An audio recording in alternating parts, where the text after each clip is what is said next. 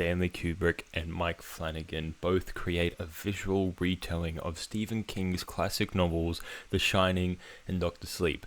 And that is exactly what we're going to be delving into today. We're going to be looking at both movies, The Shining and Dr. Sleep, and the 39-year age gap between them. I hope I'm doing my math right. The notorious Shining series by the even more notorious author Stephen King was created, I believe, from his own inspiration, as many of his stories are, from personal retellings of situations that he's been in. Hence The Shining being about a hotel. I believe he was the one who was stuck up in a hotel having writer's block. Starting off, let's look at Stanley Kubrick's The Shining. Quite the controversial movie for reasons being it's either the greatest horror movie ever or the most boring movie of all time. It is a very, very famous movie, very iconic, what with scenes like this.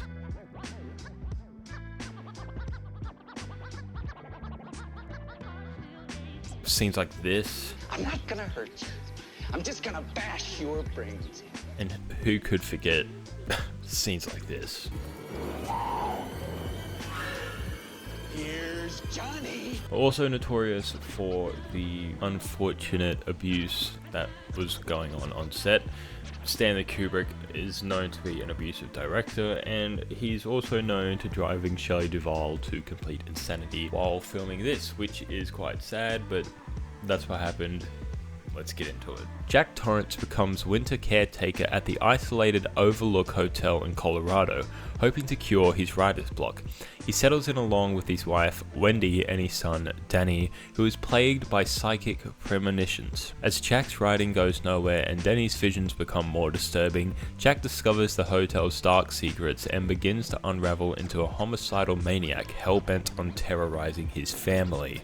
This movie is definitely a wild ride, and the notes that I have pretty much mainly positive. Let's start off with the score. Every single time you hear the Shining theme, it just chills you down to your bones, and it works so well with every single scene in this movie. I think it's fantastic. Most things are creepy in this film, especially the camera work, because there are a lot of really just all-out creepy shots. From the low-hanging angles of Danny riding his bike around the halls to the slow turn around the corners of the hotel, you just never know what's going to happen, and it's because of how good the camera work is. Rolling it back to the Danny riding on his bike thing, every time you hear him go across the mat and then back onto the ground and then silence of the mat, then the loud noise of the ground, it just creeps you out. It makes you feel uneasy. It's really cool. So very early on in the movie, characters are established via their accomplishments, such as Jack is introduced as being a sober man for so long, and Wendy is introduced as being a stay-at-home mum, and Danny's introduced as being psychotic or gifted. Either way you take that one. And it's really cool, by the end, it all comes back and reverses, the roles reverse. Like I said previously, the camera work, it's so good. It takes its time and it really settles the audience into a scene. This setting of this massive hotel always makes me feel claustrophobic. The way that the camera reacts with the environment, just seeing these characters in these spaces, it makes you feel like it makes me very claustrophobic. It's a really imaginative way of how they use their space. Dialogue is very campy at times, but it's still fun. Obviously, deeper into the movie, the script gets much more complex and very well written. There were some really cool editing choices, making the continuity between shots also very cool. There was always a lot of fade outs in these movies, but there was this one particular one that stood out to me. It was Danny and Wendy walking through the maze, and as they turn this corner, it fades out, and then we follow Jack's perspective turning around a corner for himself.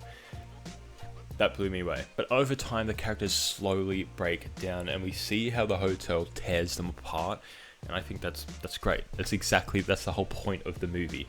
But they just slowly degenerate, and by the end of it, they're completely different characters. There's a lot of foreshadowing in the film, and these characters cannot be complete without the immaculate acting. I think the actor for Danny is great, especially for a kid actor. We need to take that into consideration when we're looking at his acting. But Jack Nicholson, I've seen this movie a few times, and he just keeps blowing me away. I've seen a lot of Jack Nicholson movies, and he usually, to me, he just comes across as that kind of actor that is just the same in every movie, you know, sort of like RDJ, sort of like Keanu Reeves.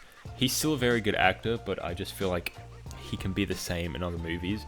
This movie, he had about 3 different characteristics that he was playing. He pulled them all off perfectly. Not a single one felt like any of his other movies or irregular to each other. What he did in this movie,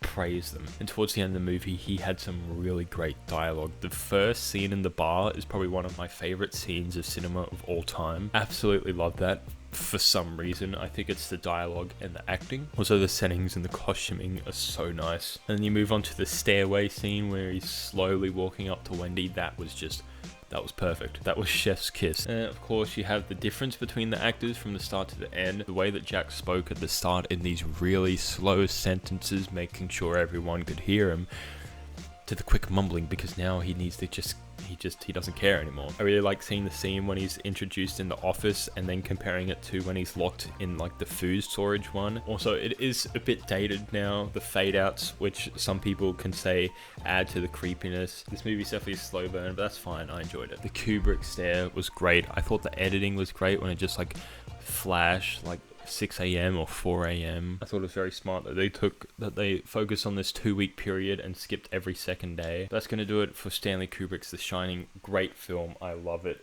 Still very creepy. It is a scary movie, but I'm giving that one an 8 out of 10.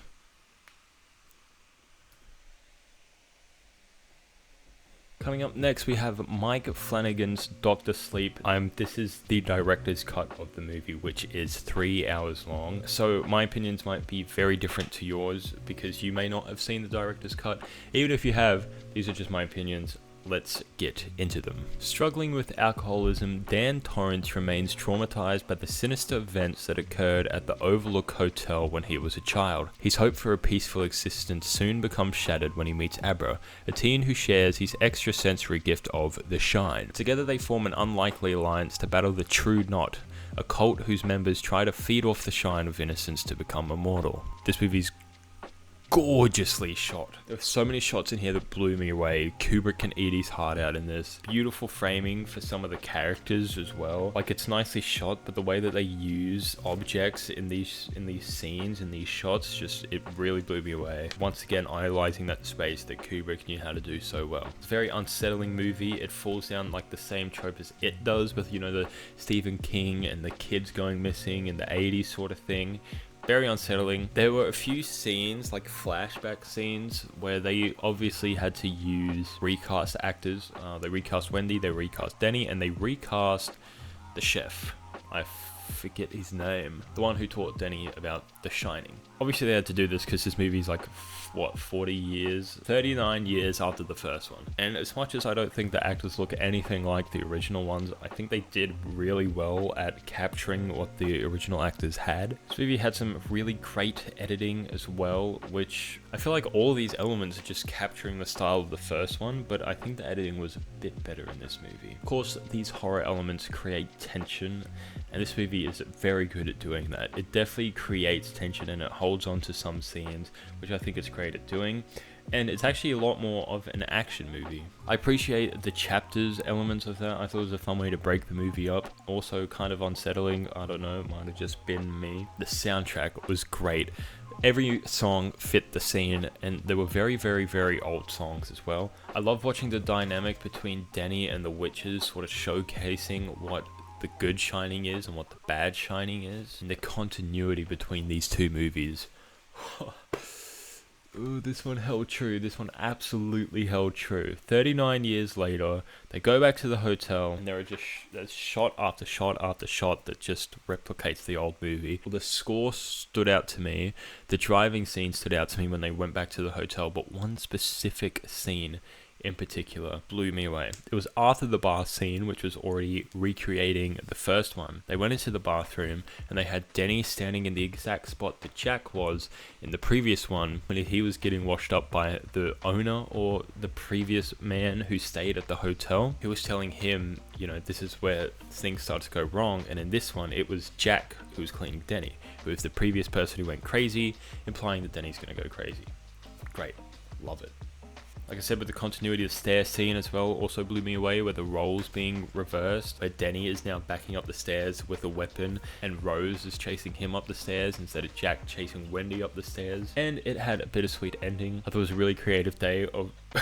really creative way of showing that Denny had passed, showing him as the Shining. Something that I didn't like about this movie is that too much time was spent with one group. So let me put this really simply. There were three main elements of this movie. You had the True Knots, I think that's the name, Abra, the little girl, and then Denny, obviously the main man himself. And this might be the director's cut, because it's a very long movie, but what I collected was that they would spend a lot of time with the True Knots and Denny, and True Knots and Denny, and True Knots and Denny, and then they go over here to Abra, and then Abra and Denny, and Abra and Denny, and then the True Knots would just be forgotten about.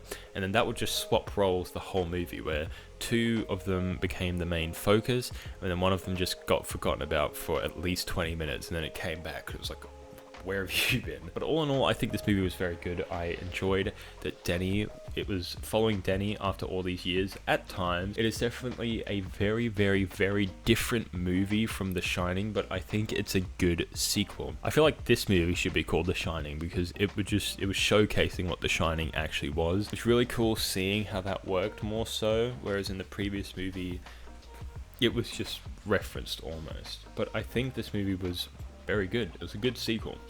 Another thing that I had about it, probably wouldn't work as a standalone movie. It like has to be a sequel. Wouldn't really make sense, but the last third act, so like the last two chapters of this movie, my heart was racing the whole time. It was so good. Action-packed, non-stop fun. But even the first 4 chapters, spent a lot of time with the characters, and I feel like that was very good. What else does it deserve but an 8? It truly blew me away. So, Dr. Sleep gets an 8 out of 10. Remember, these are just my opinions, please don't attack me. So these two movies both have an 8 out of 10.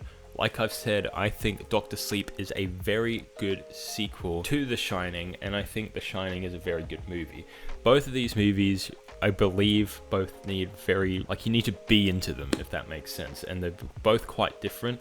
So the fact that I was enjoying both of them, the stories, the plots, the devices that made it tick, was very good. It may just be effective on me, but that is my review of both these movies. I like them. Perfect Duality, perhaps. I'm not saying they're the perfect movies. I'm just saying it's good that these two are good sequels, okay? Let's just leave it there. But that's going to do it for this video, guys. Let me know what you think about these movies, because personally, I really like them. I was really blown away, especially on my rewatch of them. Anyway, hope you enjoyed. Have a good day.